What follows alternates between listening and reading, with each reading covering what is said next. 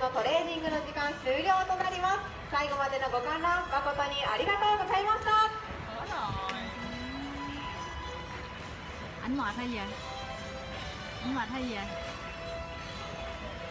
Anh mệt hả? Có rồi, nãy là sai một rồi.